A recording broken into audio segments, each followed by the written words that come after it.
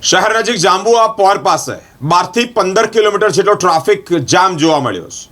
વરસાદ ધોધમાર વરસી રહ્યો છે. અલગ અલગ જગ્યા પર રસ્તા પણ ધોવાય છે. આ ધોવાતા રસ્તાના લીધે આવતા જતા જે રાહદારીઓ છે, જે મુસાફરો છે, તેઓને તકલીફ પડી રહી છે. આ રસ્તા પર લોકો રોંગ સાઈડ આવતા હોય છે. ખૂબ લાંબો રોડ પાર ન કરવો પડે તે માટે શોર્ટકટ અપનાવતા હોય છે અને જેને લઈને જે 12 થી 15 કિલોમીટર જેટલો ટ્રાફિક જામ થયો છે. લોકો આક્રોશ ઠાલવી રહ્યા છે તંત્ર સામે.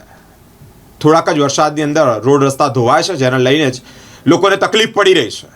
એક્સિડન્ટની ભીતિ પણ છે, પરંતુ જ્યારે આ ટ્રાફિક જામની સમસ્યા સર્જાય હોય ત્યારે આવતા જતા જે લોકો છે તે લોકો આક્રોશ ઠાલ્યો છે.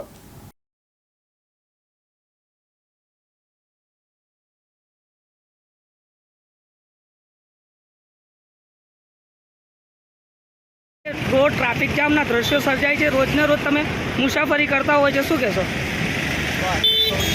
આજે આજકાલનું નહીં, બરાબર. આજે હું જ્યારથી આવું છું 2015થી જોઉં છું આ રસ્તા, અને આના લીધે આટલા ભયંકર એક્સિડન્ટ થયા છે, બરાબર, જેની કોઈ હદ નહીં.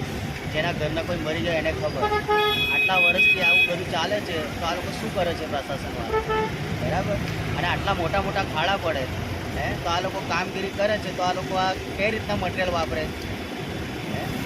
અને હમણાં તમે જોશો ચોમાસું પડવાની તૈયારી છે, ત્યારે આ લોકોએ વચ્ચે કંઈ કામ ચાલુ કર્યું. ચોમાસાના ટાઈમે આ લોકો રસ્તો બનાવે છે. હવે તમે વિચાર કરો, આજે બધા લોજિક હોય કે વરસાદ પડતો ત્યારે ડાંબર છોડે, બરાબર? એટલે આ લોકો શું કરવા શું માગે છે આ લોકો? બસ મારે આટલું નિવેદન છે કે વર્ષોથી આ ચાલે છે. આજે કાલે રાતે બી ફસાયેલો હતો. તમારે રોજનું મુસાફરી છે આ રૂટ પર? રોજની મુસાફરી છે મારે. શું નામ આપનું? રાકેશ.